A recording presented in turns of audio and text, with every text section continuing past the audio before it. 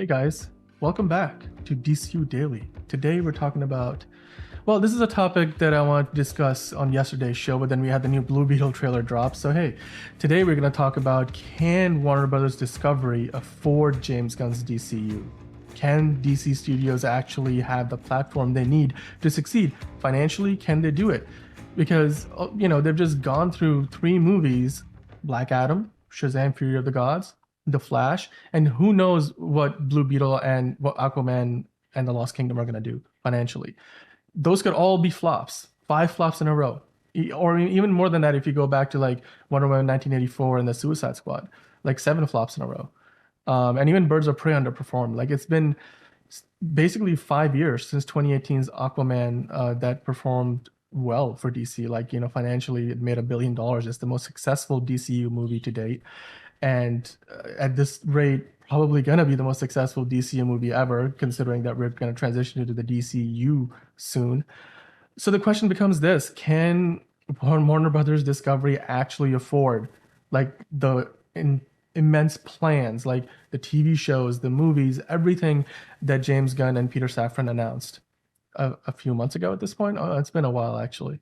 But yeah, even, Superman Legacy, will it have the money that they need to really give that movie, the look, the feel, the production value that it needs, the marketing budget that it needs to succeed? And then, what about going beyond that first film? They've announced like a dozen projects.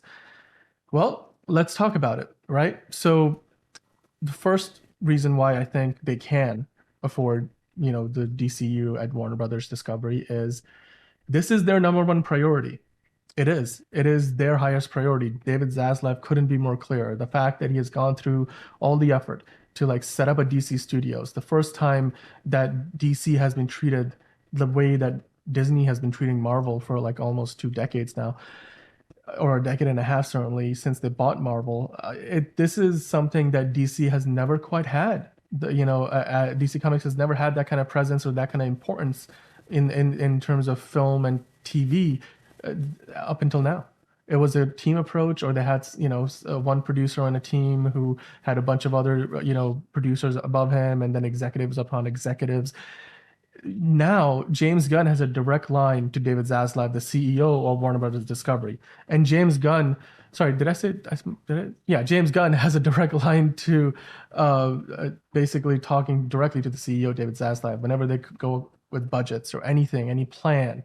There's nobody sitting between James Gunn, Peter Safran, and David Zaslav. It's a direct connection. And that means that David Zaslav can personally not only just oversee the plans that he already signed off on, because he's the one who hired James Gunn and Peter Safran, but like there's not going to be a lot of bureaucracy like in between all these people, all these creatives.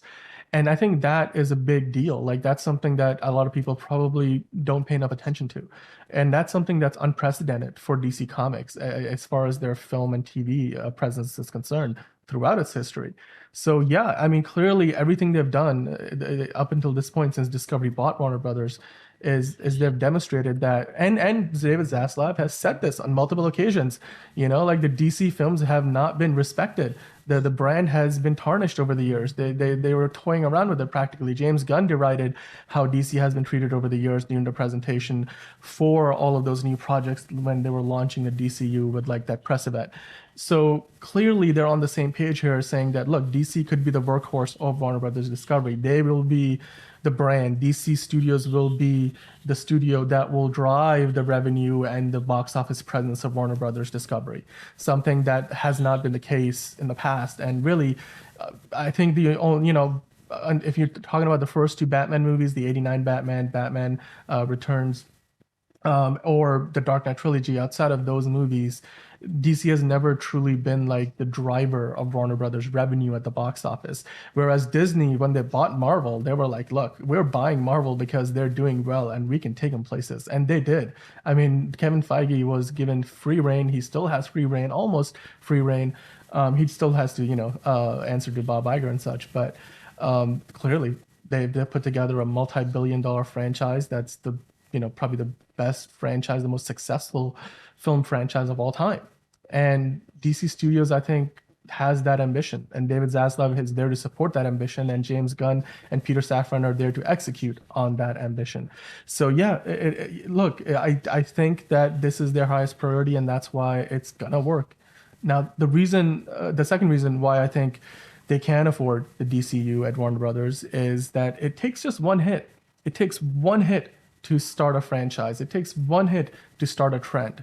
Just look back at the first Iron Man movie and what became of that, sprawling MCU, the Marvel Cinematic Universe that's still ongoing and growing and adding new characters.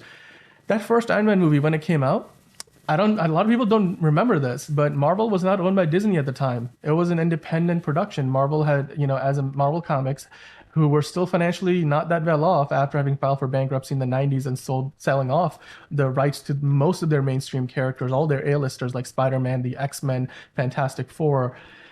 They basically were punting, and not punting, but like they were basically betting on themselves, saying, look, if this Iron Man movie hits, then we can make a few others. We can make a Thor film. We can make Captain America, the first Avenger, all of those characters that were still available to them, the rights that they still had. I mean, even the Incredible Hulk, the distribution rights were with Universal. So when they made that first Incredible Hulk movie, yeah, Marvel made it, but Universal distributed it, and therefore they, got to take part in the profits. So it wasn't entirely a Marvel production the way, all the Iron Man movies have been.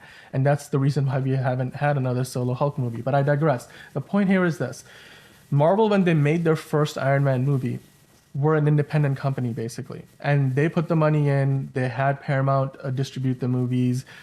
And the first Iron Man was great. It was fantastic. Robert Downey Jr. was the perfect casting for the role of Tony Stark. And then, of course, the director for the movie, a perfect fit.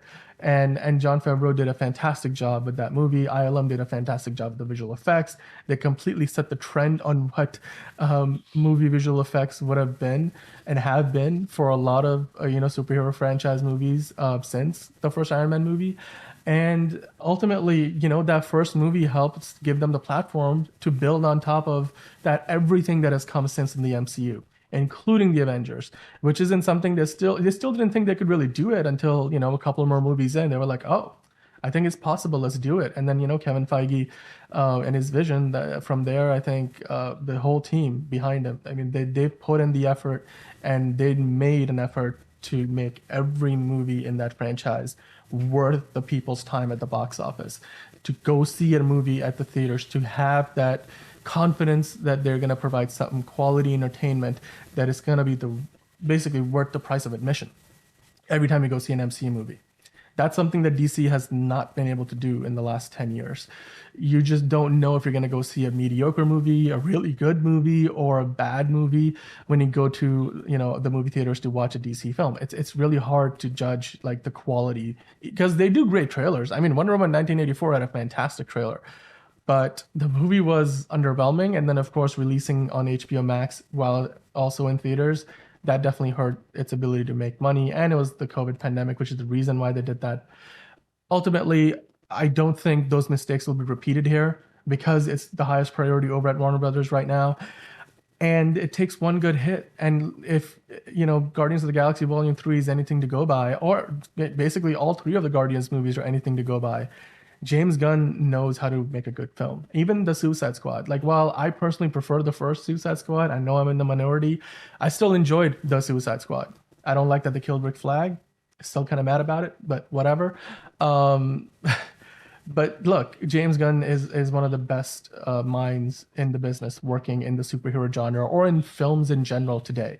And he's been trusted to get this right. And I do believe the Superman legacy will get it right. David Cornsweet, Rachel Brosnahan, fantastic castings for both Clark Kent and Lois Lane. Yeah, it can all go wrong. It definitely can. And that will set them back for quite a few years. I mean, they may have to then either just soldier on and do better, or they may shut it down and be like, all right, we're going to do a hard reset. We're going to give it some time off and then come back to it. That could happen, but I don't think that's what's going to happen. I think this Superman legacy will hit. That's my personal opinion. I mean, you guys can let me know in the comments what you think. And if it does, then yeah, I mean, from there, they should be able to afford the DCU, because they'll make enough money to justify everything that comes from there onwards.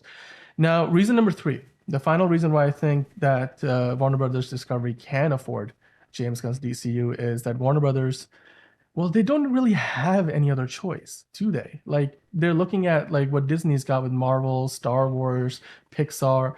What do Warner Brothers have? They have Lord of the Rings, Harry Potter, they have DC. I mean, and a few other brands, but like, you know, the Barbie movie and Wonka, they have other stuff. They have franchise potential. They have Dune. But when it comes to proven properties that have succeeded in the past, have the potential to succeed in the future, DC is one of the biggest names in their portfolio. They can't afford to mess with DC. David Zaslav knows that. James Gunn knows that. Peter Safran knows that. So I highly doubt that, you know, they're gonna not put their maximum effort, as Deadpool would say, into these movies, this new cinematic universe, because they don't have any other choice. They really don't. Even if they fail, they're gonna have to just try again. Maybe, you know, take a hiatus, come back to it, whatever. So ultimately, I have to tell you guys, look, there may be reasons why people are thinking, and valid ones, that, you know, can they actually afford the DCU over at Warner Brothers? Like, can they afford those plans? It's expensive to make these movies and TV shows, and they have been losing a lot of money of late.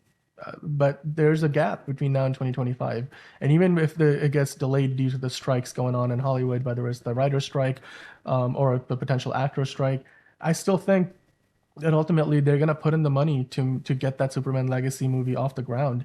And if it flies high and it makes a lot of money, then I bet you that's gonna be, you know, enough confidence from Warner Brothers creditors and whoever else is investing in their in their productions and their movies and TV shows to continue forward with the DCU. And all they need to do is, you know, they get the first one right and then continue to get it right. Yeah, it's hard being the champion, right? Like, once you win the championship, that's the easy part. Defending that championship is the hard part. Keeping that strap on your shoulders is the hard part. Not letting somebody else overtake you, beat you for it. And Marvel has had that burden for a long time, and DC has struggled to take that championship off Marvel's shoulders. But with James Gunn, in tow and leading the charge, I believe that they have the potential to do so. And while I'm gonna say, like, look, I personally would like to see somebody like Zack Snyder come back to the franchise, David Ayer come back and do a movie or two. All those directors, I think there's characters that really fit their style of filmmaking. James Gunn, I think, has the mindset to lead the way here, like to do it in a way that's going to appeal to the widest audience possible. And his recent track record speaks for itself. So I think they're in good hands. And ultimately, to answer the question, at least from my part, I think that Warner Brothers Discovery can afford the DCU because, well, they don't have any other choice. It's their highest priority. And they're making some great decisions so far. And all they need to do is get that first movie right to start a trend, to start that franchise off on the right foot. So here's to Superman Legacy, because I think that it will do well. Certainly, there's been no sign so far for me to doubt otherwise. Let me know what you guys think. Do you guys believe that they can afford the DCU over there at Warner Brothers? Can they? Do they have the money to? Do they have enough? Do they have any brand power or trust with the audiences left in the bank that they can use to their advantage? Will Blue Beetle and Aquaman help with that or hurt their chances? Who knows? A lot is yet to come. We'll be talking about it here on DCU Daily. So come back every day. We'll talk about this and so many other things relating to all things DC. And let me know in the comments below what you think about this subject. And of course, if you like, what you see here, hit the like button. Subscribe. I welcome that you guys to interact with me. I will answer your questions on here. I'll address those conversations, bring them up, and do some comments of the week, if you will. And I would love to hear from you guys. Can they afford the DCU over at Warner Brothers? Let me know. And until the next episode, I'm Dan, and I'll see you next time.